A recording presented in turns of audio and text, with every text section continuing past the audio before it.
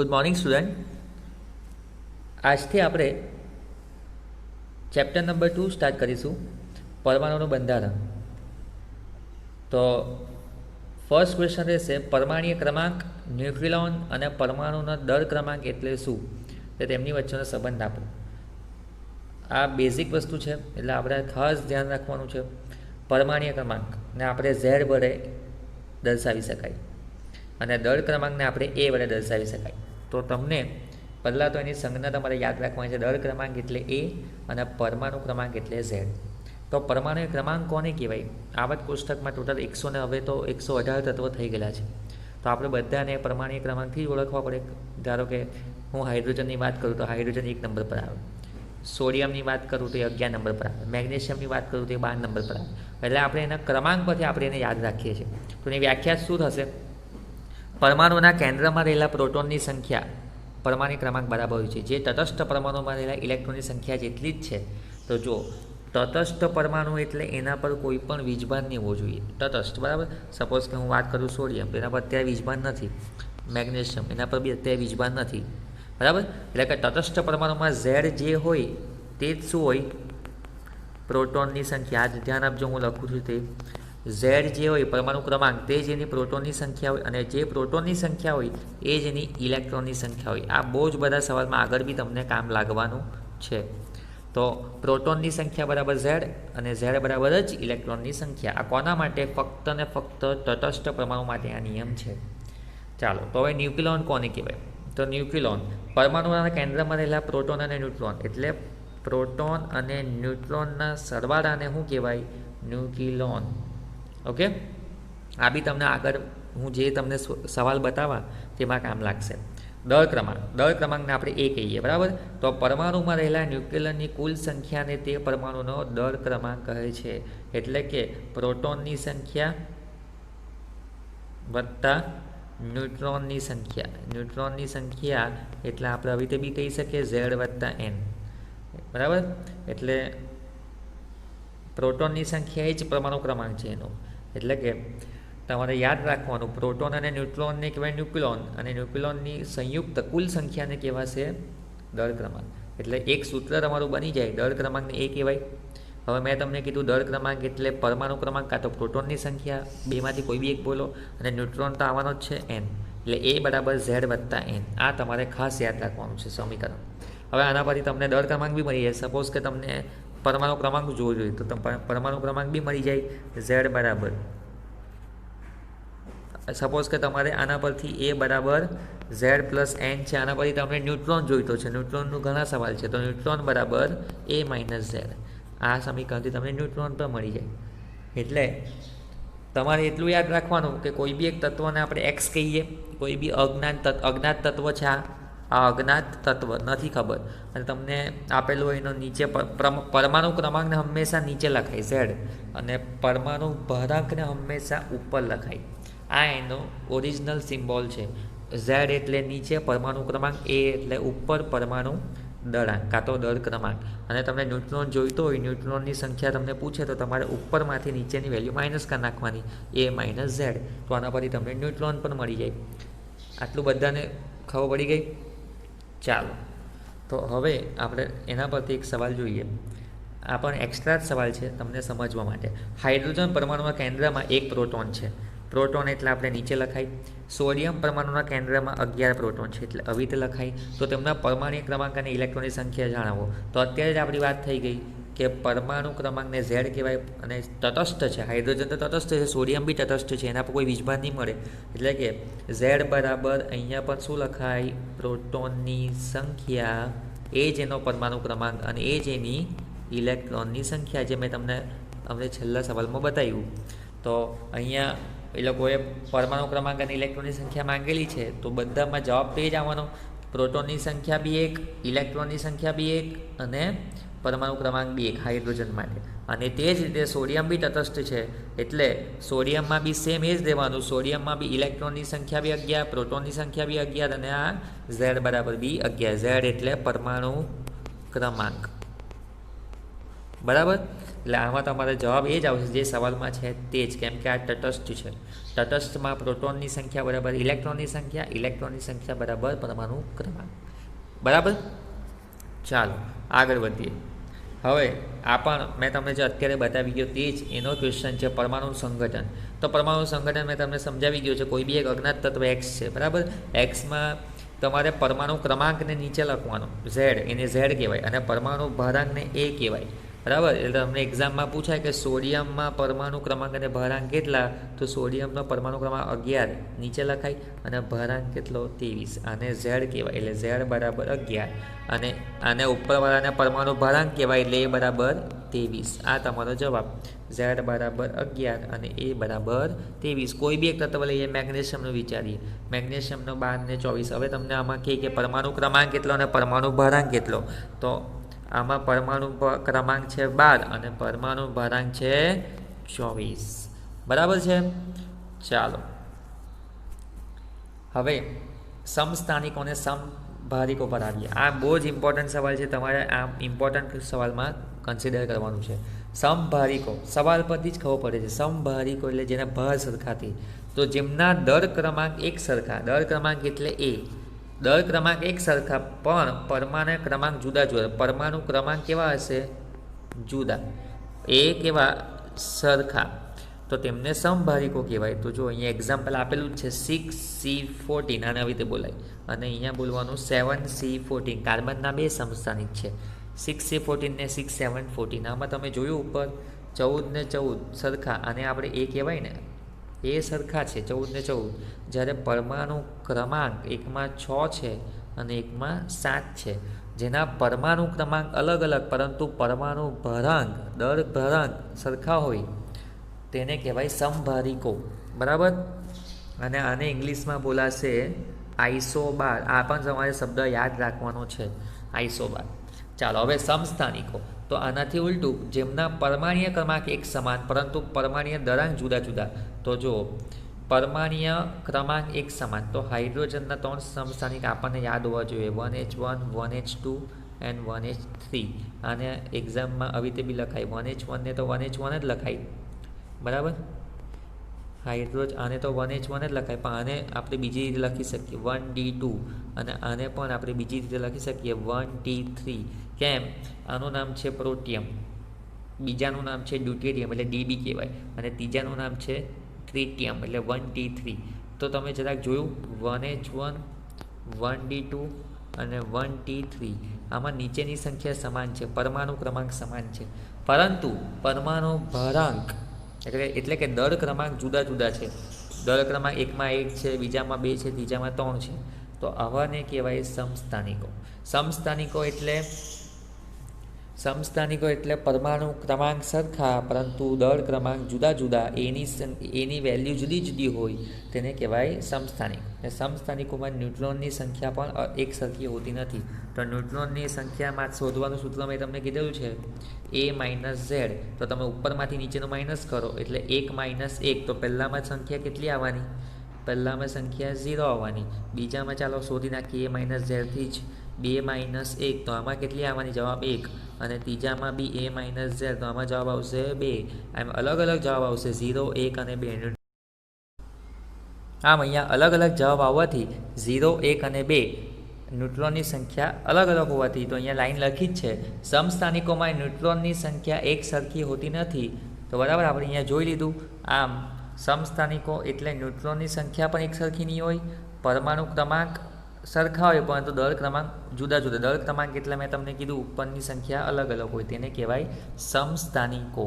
ચાલો બરાબર છે આટલું. હવે એક તમારા માટે બીજો બી એક ક્વેશ્ચન છે, અહીંયા લખ્યો નથી, તો એને એક જે આપણે એક્સ્ટ્રામાં જોવાનો છે તે, તો એ કયો છે? એક તો આ સમસ્થાનિકોને પહેલાં હું તમને કહી દઉં. સમસ્થાનિકોને ઇંગ્લિશમાં કહેવાય આઇસોટોપ. પછી સમભારિકોને મેં તમને કીધું તેમ આઇસોબાર. ઇંગ્લિશ શબ્દ બી તમને કામ લાગશે, આઇસોટોપ, આઇસોબાર. અને એક નવો શબ્દ છે તમારા માટે આઇસોટોન, જેમાં ન્યુટ્રોનની સંખ્યા સમાન હોય. તો ચાલો અહીંયા આની વ્યાખ્યા તમારે લખવાની છે, અહીંયા આપી નથી. તો એમ લખવાનું છે, જેના પરમાણુ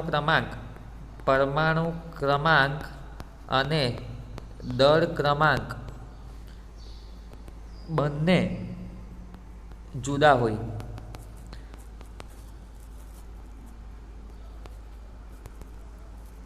પરંતુ મેં તમને શું કીધું અહીંયા, પરમાણુ ક્રમાંક અને દર ક્રમાંક બંને જુદા હોય પરંતુ ન્યુટ્રોનની સંખ્યા સમાન, ન્યુટ્રોન એટલે N0, ન્યુટ્રોનની સંખ્યા કેવી હોય? સમાન, તો તેને કહેવાય આઇસોટોન. જો વ્યાખ્યા બરાબર મોડે કરજો, પરમાણુ ક્રમાંક બી જુદા, દર ક્રમાંક બી જુદા, પરંતુ ન્યુટ્રોનની સંખ્યા સમાન, એટલે કે આપણે A-Z કરીએ છીએ તેનો જવાબ બધામાં સરખો આવવો જોઈએ. તો હવે જુઓ, મેં તમને આનું એક્ઝામ્પલ આપું, એક્ઝામ્પલના જ મેઇન માર્ક તો છે. તો 11 સોડિયમ 23, તમારે આ મોડે કરીને જવું પડે કોઈ બી બે તત્વ, અને મેગ્નેશિયમનો 12 ને 24. તો ચાલો હવે આપણે પેલું A-Z વાળું કે ન્યુટ્રોનની સંખ્યા સમાન આવવી જોઈએ. ન્યુટ્રોન બરાબર A-Z, અહીંયા બી ન્યુટ્રોન બરાબર A-Z. ચાલો હવે તમને દેખાય જ છે A ઉપર 23 છે, -11. તો તમે જોઈ શકો 23માંથી તમારે 11 માઇનસ કરવાના, બરાબર, તો તમારો જવાબ કેટલો આવે? 12 આવે. અને અહીંયા 24માંથી 12 માઇનસ કરવાના, તો બી તમારો જવાબ કેટલો આવે? 12. એમ કે ન્યુટ્રોનની સંખ્યા સમાન આવી 12 ને 12, પરંતુ અહીંયા પરમાણુ ક્રમાંક બી અલગ અલગ છે અને પરમાણુ ભારાંક બી અલગ અલગ છે. એટલે આવા પ્રકારના જે તત્વ કહેવાય એને બોલાય આઇસોટોન. આ તમારે ખાસ તમારી બુકમાં લખવાનું રહેશે. હવે નેક્સ્ટ બીજો બી એક એક્સ્ટ્રા સવાલ, હવે આપણે જે સમજી ગયા એના પરથી આપણે સવાલ જોવાના છે. આ એક્સ્ટ્રા સવાલ છે, કોઈ ચોપડીનો સવાલ નથી, એક્સ્ટ્રા છે. તો ચાલો, હાઇડ્રોજન, કાર્બન અને ક્લોરીનના સમસ્થાનિકો જણાવી ઇલેક્ટ્રોન, પ્રોટોન અને ન્યુટ્રોનની સંખ્યા જણાવો. તો હાઇડ્રોજનના સમસ્થાનિકમાં અત્યારે જ કહી ગયો તમને. હાઇડ્રોજનના સમસ્થાનિક કયા કયા આવે? 1H1, 1D2 અને 1T3. ચાલો હવે એમાં તમારે ઇલેક્ટ્રોન અને પ્રોટોન અને ન્યુટ્રોન જોવાના છે. તો મેં તમને કીધું આમાં કોઈ બી એની સંયોજકતા નથી, બરાબર. કોઈ આ બધા તટસ્થ તત્વો કહેવાય, કોઈ બી વીજભાર નથી દર્શાવ્યું. એટલે આમાં જે ઇલેક્ટ્રોનની સંખ્યા તેમાંની તે પ્રોટોનની સંખ્યા તેમાંની. તો જો બધામાં સરખો જ જવાબ આવવાનો. ઇલેક્ટ્રોન પ્રોટોનની સંખ્યા તો બધામાં એક એક જ રહેવાની. તો જો બધામાં ઇલેક્ટ્રોન પ્રોટોન એક એક લખેલો છે. હવે ન્યુટ્રોનની સંખ્યા માટે શું કરવાનું? મેં અત્યારે જ બતાવી ગયું. ન્યુટ્રોનની સંખ્યા બરાબર A-Z. હું એકવાર અહીંયા લખીશ સમીકરણ, ન્યુટ્રોન બરાબર A-Z. તો તમને ખબર છે 1H1, 1માંથી 1 માઇનસ કરો 0, પછી પાછું 2માંથી 1 માઇનસ કરો તો 1, અને 3માંથી 1 માઇનસ કરો તો 2. એમ ન્યુટ્રોનની સંખ્યા બરાબર 0, 1, 2. ઇલેક્ટ્રોન પ્રોટોન બદલાશે નહીં. ચાલો હવે કાર્બનના સમસ્થાનિક, કાર્બનનું બી પૂછેલું છે. કાર્બનના 3 સમસ્થાનિક આવે, 6C12, 6C13 અને 6C14. ચાલો આમાં બી પ્રોટોન અને ઇલેક્ટ્રોનની સંખ્યા બદલાવાની નથી, કેમ કે તટસ્થ તત્વો છે. એટલે પ્રોટોન ઇલેક્ટ્રોન બરાબર 6, આ બધામાં 6, બરાબર. હવે તમને અહીંયા પૂછેલું છે ન્યુટ્રોનની સંખ્યા, તો ઉપરમાંથી નીચેનું માઇનસ કરવાનું. તો 12 - 6, 6 આવશે, 13 - 6, 7 આવશે, અને 14 - 6 કેટલા આવશે? 8. એટલે તમને આના પરથી શું મળી જાય? ન્યુટ્રોન. અને છેલ્લું ક્લોરીનના સમસ્થાનિક 2 છે, 17 ક્લોરીન 35 અને 17 ક્લોરીન 37, બરાબર. 17 ક્લોરીન 35 ને 37. અહીંયા પણ ન્યુટ્રલ છે, તટસ્થ છે. ઇલેક્ટ્રોન અને પ્રોટોન 17. ઇલેક્ટ્રોન ને પ્રોટોન કેટલા મળશે? 17 જ, કેમ કે નીચેની વેલ્યુ પરમાણુ ક્રમાંક સમાન જ છે, 17. પરંતુ ન્યુટ્રોનને કેવી રીતે માઇનસ કરવાનો? ઉપરમાંથી નીચે, 35માંથી 17 માઇનસ કરો તો 20, 35 - 17 તમારે કરવાના. 35 - 17 તો 18, અને બીજું 37 - 17, આમાંથી આ 37 - 17 તો 20. એટલે તમારા ન્યુટ્રોનની સંખ્યા સમાન, ન્યુટ્રોનની સંખ્યા અલગ અલગ આવી, બરાબર. એટલે કે એકમાં 18 આવી, એકમાં 20. બધામાં જો આ કોષ્ટકમાં ન્યુટ્રોનની સંખ્યા જ સમાન, બાકી પ્રોટોન ઇલેક્ટ્રોન તો જે છે તે જ આવશે, જેના પરમાણુ ક્રમાંક છે તે જ, બરાબર છે આટલું. ચાલો હવે આપણે આ ઉદાહરણનો પહેલો સવાલ આવ્યા. ઉદાહરણનો પહેલો અત્યાર સુધી જે સમજી ગયા એના પરથી જ આ સવાલ છે, ઉદાહરણનો ચોપડીનો જ સવાલ છે. તો 35Br80 માં પ્રોટોન, ન્યુટ્રોન ને ઇલેક્ટ્રોન શોધવાના છે. પ્રોટોન, ન્યુટ્રોન ને ઇલેક્ટ્રોન. તો ચાલો, મેં તમને કીધું આ તટસ્થ તત્વ છે, કોઈ બી વીજભાર નહીં મળે. તો પ્રોટોન અને ઇલેક્ટ્રોન તો કેટલા થવાના? 35. એટલે અહીંયા લખી દેવાનું Z બરાબર 35, ને પ્રોટોન P, એને બી P વડે બી દર્શાવાય પ્રોટોન. તો એ પણ કેટલા છે? 35. બે જવાબ મળી ગયા. Z બરાબર 35, અને પી બરાબર 35 પ્રોટોન. હવે આપણે ન્યુટ્રોન તો તમને ખબર છે, ન્યુટ્રોન બરાબર એ માઇનસ ઝેડ. 80માંથી 35 માઇનસ કરી નાખવાના એટલે કેટલા મળશે? 45. આ તમને ન્યુટ્રોન મળી ગયું. એક માર્કમાં પૂછાયો સવાલ છે. બરાબર છે આટલું? ચાલો આગળ. એક સ્પીસીસમાં, આ તમારા માટે મોસ્ટ ઇમ્પોર્ટન્ટ સવાલ બની શકશે. ઉદાહરણનો બીજો સવાલ. બરાબર, ચોપડીનું ઉદાહરણ બીજો. એક સ્પીસીસમાં ઇલેક્ટ્રોન, પ્રોટોન અને ન્યુટ્રોન આપેલા છે. ઇલેક્ટ્રોન બરાબર, ઇલેક્ટ્રોનને E- વડે દર્શાવાય 18. પછી છે પ્રોટોન P+, પ્રોટોનની સંખ્યા છે 16 અને ન્યુટ્રોનને બોલાય આપણે N0. બરાબર, N0 બરાબર બી કેટલા? 16. આ સ્પીસીસની સંજ્ઞા જણાવો. હવે તમે જોયું હશે અહીંયા, આપણા માટે બહુ જ ઇમ્પોર્ટન્ટ સવાલ છે 2 માર્ક માટે. જો મેં તમને કીધેલું હતું, કોઈ બી તટસ્થ તત્વ હોય, જ્યારે મારી તમે લાઈન યાદ રાખજો, તટસ્થ તત્વ હોય તો મેં તમને શું કીધેલું? તટસ્થ તત્વ હોય તો એના માટે ઝેડ બી સમાન હોય, પ્રોટોન બી સમાન હોય અને ઇલેક્ટ્રોન બી સમાન હોય. પણ તમે અહીંયા જોયું ધ્યાનથી કે અહીંયા તમે જોયું હોય તો પ્રોટોન અને ઇલેક્ટ્રોનની સંખ્યા અલગ અલગ છે. કેટલી છે? પ્રોટોનની સંખ્યા 16 છે તો ઇલેક્ટ્રોનની સંખ્યા વધારે છે 2, 18. બરાબર, અહીંયા ઇલેક્ટ્રોનની સંખ્યા થોડીક વધારે છે 18. તો સ્પીસીસની સંજ્ઞા એટલે આ તત્વ તટસ્થ નહીં હશે. તો જુઓ, પહેલાં તો આપણે આ ડિફરન્સ શોધી નાખ્યો. બરાબર, 18 - 16 કહી રહ્યા એટલે તમારો જવાબ આવ્યો 2. એટલે તમારે એટલું યાદ રાખવાનું, તમારી પાસે જે તત્વ હશે એમાં 2 ઇલેક્ટ્રોન વધારે છે. બરાબર, તો એ 2 ઇલેક્ટ્રોનને, અને 16 નંબર પર કયું તત્વ આવે? પ્રોટોનની સંખ્યા 16 છે એટલે પ્રોટોનની સંખ્યા 16 એટલે 16 નંબર પર તમને તત્વ મોડવું જોઈએ. 16 નંબર પર કયું આવે તત્વ? સલ્ફર. એમ બી તમને 1 થી 30 તત્વ તો મોડે કરવાના જ છે એટલે 16 નંબર પર સલ્ફર આવશે. પ્રોટોનની સંખ્યા પર ત્યાં આમે સલ્ફર સંજ્ઞા મૂકી. હવે ઇલેક્ટ્રોનની સંખ્યા અહીંયા 18 છે તો અહીંયા તો 16 જ છે. આ 16 ઇલેક્ટ્રોનની સંખ્યા સમાન નથી અને મેં તમને કીધું કે અહીંયા 2નો ડિફરન્સ છે. 18માંથી 16 માઇનસ કરો તો 2 આવે. હવે કેમેસ્ટ્રીમાં કેવું રાખવાનું, યાદ રાખવાનું કે જેમાં ઇલેક્ટ્રોનની સંખ્યા વધારે હોય ને પ્રોટોનની સંખ્યા કરતાં, અહીંયા 2 વધારે છે તો અહીંયા -2 મૂકવાના તો 18 થઈ જાય. કેમેસ્ટ્રીમાં -2નો મતલબ આપણે +2 કરવાના એટલે અહીંયા 16 + 2 થઈ જશે. એટલે અહીંયા કેટલા આવી જશે? 18 આવી જશે. અહીંયા જે જવાબ આવ્યો તો તે. અને જો અહીંયા એમ હતે, અહીંયા શું હતે? 14 હતે તો મેં કંઈ નહીં કરતે 14 ને અહીંયા મેં +2 મૂકતે એટલે 14 મેં +2 કરતે. બરાબર, એટલે +2નો મતલબ સમજવાનો, +2નો મતલબ સમજવાનો -2 કરવાના અને -2નો મતલબ સમજવાનો +2. એટલે -2 મેં કેમ મૂક્યા ઉપર? એનું કારણ છે મારે ઇલેક્ટ્રોનની સંખ્યા લાવવા માટે, ઇલેક્ટ્રોનનો વીજભાર લાવવા માટે. બરાબર, અને છેલ્લું મારી પાસે દળ ક્રમાંક બી નહીં મળે તો દળ ક્રમાંક શોધવાનું સૂત્ર મેં તમને શું કીધું છે? બોલો, દળ ક્રમાંક શોધવાનું સૂત્ર A = Z + N. ચાલો, તમારી પાસે ઝેડ તો છે, પ્રોટોન એટલે ઝેડ જ કહેવાય 16 અને ન્યુટ્રોન, તો ન્યુટ્રોનની સંખ્યા બી આપેલી છે 16 ને 16 કેટલા થશે? 16 ને 16 32. એ તમારો દળ ક્રમાંક. એટલે ફાઇનલ જવાબ તમારે આવી રીતે લખવાનો રહેશે.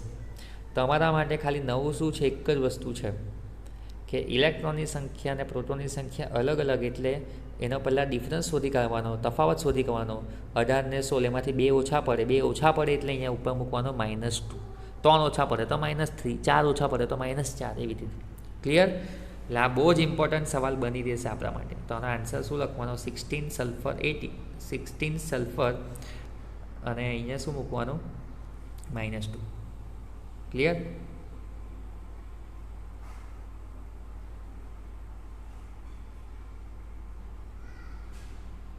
એટલે આમાં આપણે ઇલેક્ટ્રોનની સંખ્યા છે, પ્રોટોનની સંખ્યા છે, ન્યુટ્રોનની સંખ્યા છે અને એના પરથી આપણે તત્વોની સંજ્ઞા મેળવી. આ તમને ઉદાહરણનો બીજો સવાલ છે.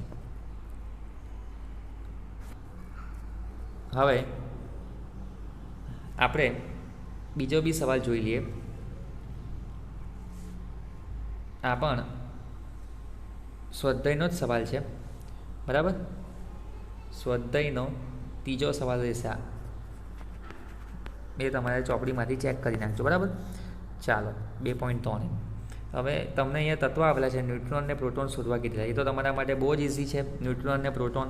ચાલો, બધામાં પ્રોટોન તો તમને ખબર પડી ગઈ. પ્રોટોનની સંખ્યા જ એનો પરમાણુ ક્રમાંક, એટલે બધા જો પહેલામાં 6, બીજામાં 8, ત્રીજામાં 12, ચોથામાં 26 ને 38. બરાબર, પ્રોટોનની સંખ્યા તમને મળી જશે. આમે જે જવાબ મળ્યો હતો પ્રોટોનની સંખ્યા બરાબર ઝેડ છે. બરાબર છે. ચાલો, એટલે એ તો તમને આ તો ક્લિયર. હવે તમારે પૂછે છે ન્યુટ્રોન, તો ન્યુટ્રોન બરાબર A માઇનસ ઝેડ. બરાબર છે. A માઇનસ ઝેડ એટલે ઉપરમાંથી નીચેનું માઇનસ. પહેલાંનું આપણે કરીએ તો 13 માઇનસ 6 એટલે કેટલો જવાબ મળશે? 7. ચાલો, બીજાનું બી કરી નાખો. A માઇનસ ઝેડ 16 માઇનસ 8 એટલે બીજો તો જવાબ આવશે 8. તેવી રીતે હવે આપણે મોડે મોડે જ કરી નાખીએ. 24માંથી 12 એટલે 12, 56માંથી 26 તો 30 અને 88 માઇનસ 38 તો 50. એટલે કયું સૂત્ર તમને મોડેવું જોઈએ? A minus Z. આના પહેલાંમાં શું આપણે કરેલું? એ મેળવવાનો હતો, તો એ મેળવવા માટે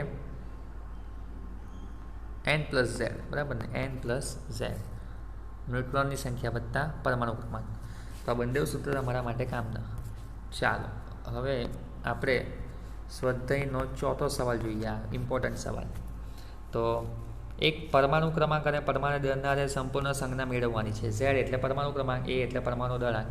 સંજ્ઞા મેળવવાની છે. 17મા નંબર પર તમને કયું તત્વ યાદ હોવું જોઈએ? 17 નંબર પર ક્લોરીન આવે એટલે ક્લોરીન લખવાનું, નીચેનો પરમાણુ ક્રમાંક લખવાનો, ઉપર એનો ભારાંક લખવાનો. એટલે આ પહેલો જવાબ. બરાબર, આ પહેલાંનો જવાબ. પછી 92 ને 233 આ બહુ જ ઇમ્પોર્ટન્ટ તત્વ છે. આવત પુસ્તકમાં બધાને યાદ હશે. 92 નંબર પર યુરેનિયમ આવે, યુ, કેપિટલ યુ. 92 નીચે લખવાનું અને ઉપર 233. એ તો તમને આપેલું જ છે, તમારે ખાલી સંજ્ઞા લખવાની છે. બરાબર. અને આ 4 ને 9 ઝેડ બરાબર 4, 1 થી 30 તત્વમાં આવી જ જાય. આ તો તમને 4 નંબર પર આવે બેરેલિયમ, BE ને 4 કહેવાય, ઉપર 9 હોય તો આપેલું છે. તમારે આ 3 સવાલમાંથી એક વાંચીને જવું પડે એવો સવાલ આ છે. 92 નંબર પર યુરેનિયમ આવશે, યુરેનિયમ. બરાબર છે આટલું? ચાલો, હવે આપણે સ્વાધ્યાયનો સૌથી ઇમ્પોર્ટન્ટ સવાલ જોવાના, જે આપણા લેક્ચરનો લાસ્ટ રહેશે. સ્વાધ્યાયનો 1.41. હું તમને જે બી નંબર લખતો છું તે તમે જોતા રહેજો અને તમારે નોટબુકમાં એ રીતે જ લખવાનું છે. તો આ સવાલ સમજેલા હોય તો તમને આવડે. સંજ્ઞાઓ 35 BR 79 અને ખાલી 79 82 લખી શકાય, પરંતુ સંજ્ઞાઓ 79 35 BR અને 35 BR સ્વીકાર્ય નથી. એટલે આ સ્વીકાર્ય નહીં મળે. પછીની લાઈન તો ટૂંકમાં સમજાવો. પહેલાં તો આ સવાલ સમજાવો પહેલાં મેં તમને એકવાર આખું સમજાવી દઉં. અજ્ઞાત તત્વને X કહેવાય. હંમેશા નીચે પરમાણુ ક્રમાંક જ હોવો જોઈએ અને ઉપર હંમેશા પરમાણુ દળાંક જ હોવો જોઈએ. આ તમને યાદ રાખજો તો આ સવાલનો જવાબ મળી જશે. અને તમે એ પણ યાદ રાખજો, તત્વનું છે ને, તત્વ કોઈ બી તત્વ હોય તેનો પરમાણુ ક્રમાંક કોઈ દિવસ નહીં બદલાય. પરમાણુ ક્રમાંક એક સરખો હોય, પરંતુ પરમાણુ દળાંક બદલાયા કરે. જે તમે તમને આગળના દાખલામાં કીધું, 17 ક્લોરીન 35 બી આવે અને 17 ક્લોરીન 37 બી આવે. ઉપરનું તત્વ, ઉપરનું દળ ક્રમાંક હંમેશા બદલાય. આ ફ્રિકવન્ટલી ચેન્જ થયા કરે, પણ નીચેનું નહીં બદલાય. બરાબર છે? તો આ જ અહીંયા સમજાવેલું છે કે જો પહેલું કેમ સ્વીકાર્ય છે, 35 BR 17 ડાબી તરફ પરમાણુ ક્રમાંક, નીચેની તરફ પરમાણુ ક્રમાંક અને ઉપરની તરફ પરમાણુ દળાંક હોવાથી સ્વીકાર્ય. બરાબર જ છે કે 35 નંબર પર BR આવે અને 79નો દળ ક્રમાંક, તો પરમાણુ ક્રમાંક નીચે છે અને પરમાણુ દળાંક ઉપર છે. આ A છે અને આ Z છે, એટલે આ સ્વીકાર્ય છે. બરાબર. અને બીજું 79 BR સ્વીકાર્ય છે, કારણ કે દળ ક્રમાંક ડાબી તરફ ઉપરની બાજુ જ દર્શાવે. બરાબર છે કે 79 BR ને ઉપર જ દર્શાવે. દળ ક્રમાંક દર્શાવવો ફરજિયાત છે અને તે પણ ઉપર જ દર્શાવવાનો હોય છે. પરમાણુ ક્રમાંક કરતાં દળ ક્રમાંક વધારે જોવાનો, એટલે એ બરાબર છે. 35 કરતાં વધારે જ છે 79 અને ઉપરની તરફ જ દર્શાવેલો છે, એટલે ચોક્કસ જ હોય. બરાબર. એટલે પરમાણુ ક્રમાંક તો બધાને ખબર જ છે, એટલે તમે પરમાણુ ક્રમાંકને એકવાર નહીં લખો તો પણ ચાલે. કેમ નહીં લખો? કેમ કે એ બધાને જ ખબર હોય કે 35 નંબર પર BR જ આવે એમ. બરાબર છે. એટલે એ સ્વીકાર્ય જ હોય અને ચોક્કસ જ હોય. એટલે આ પહેલું બરાબર છે કે પરમાણુ દળાંક અને પરમાણુ ક્રમાંક એની જગ્યા પર દર્શાવેલા છે. બીજું કેમ બરાબર છે, એમાં દળ ક્રમાંકને બતાવેલો છે અને દળ ક્રમાંક દર્શાવવો ફરજિયાત છે, આવશ્યક છે. દળ ક્રમાંક કેમ? પરમાણુ ક્રમાંક તો ફિક્સ હોય, ચોક્કસ હોય. એટલે પહેલાં બે સ્વીકાર્ય, હવે પછીના બે સ્વીકાર્ય નથી.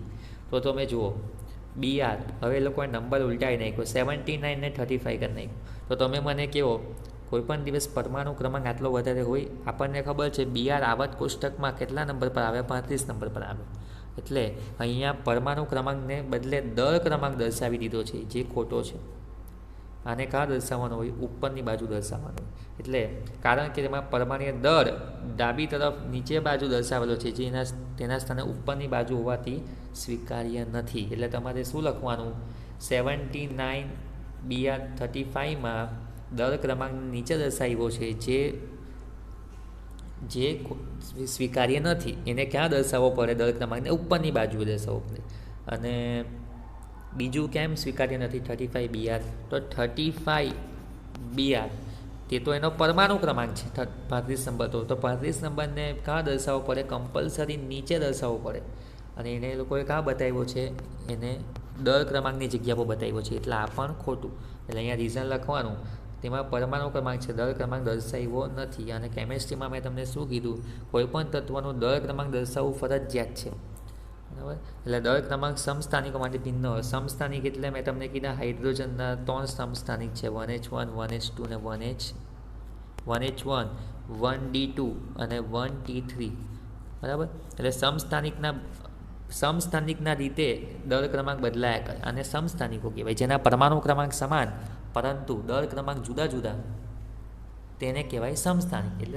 એટલે મારે આવશ્યક છે કે મારે દર ક્રમાંક બતાવવા જ પડે. જ્યારે એ લોકોએ આમાં દર ક્રમાંક દર્શાવ્યો નથી પરંતુ દર ક્રમાંકની જગ્યા પર પરમાણુ ક્રમાંક બતાવ્યો છે, તે ઉપરની જગ્યા પર છે, એટલા માટે એ ખોટું છે. એટલે આખો ટૉપિકના રિલેટેડ જેટલા બી ક્વેશ્ચન્સ હતા તે મેં આ લેક્ચરમાં તમને સમજાવી દીધા. Okay, thank you.